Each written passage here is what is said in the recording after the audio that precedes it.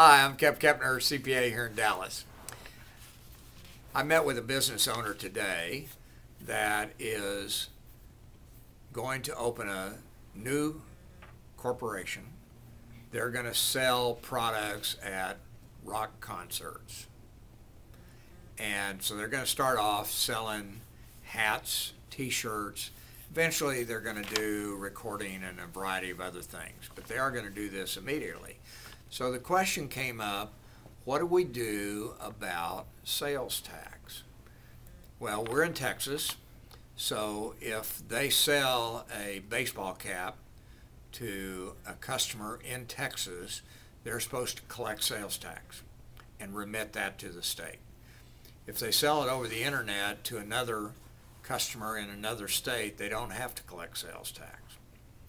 But what if they take a bunch of their inventory to an event in another state and sell product there? Are they going to have to pay sales tax in that state? Well, it really depends on whether that state knows they were there.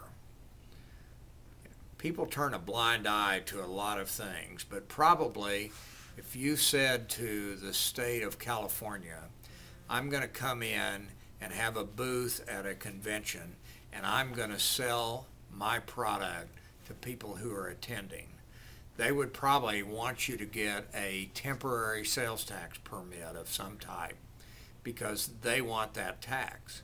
But that's really not the end of it. If they have you on the radar for sales tax, then they're going to want to find out, okay, how much of the total sales of your entity were in the state of California? Well, if it turns out it's 10%, then they want to tax you on 10% of your profits as well. And oh, by the way, if you have somebody traveling there from Texas to that state, you may be subject to unemployment tax on the amount of time that they're in that state. The terminology is Nexus. If you have Nexus in another state, then you're subject to their tax laws at the state level. So all these states are out fighting each other for their share of the tax revenue. Now in Texas, we don't have an income tax. We do have a franchise tax. So it may be better off for somebody in Texas to keep their eyes closed regarding the salesperson that goes up to Minneapolis to sell product and say, well, we did all that work in Texas, because maybe the Texas taxes are cheaper at the franchise tax level than income tax in the state of Minnesota.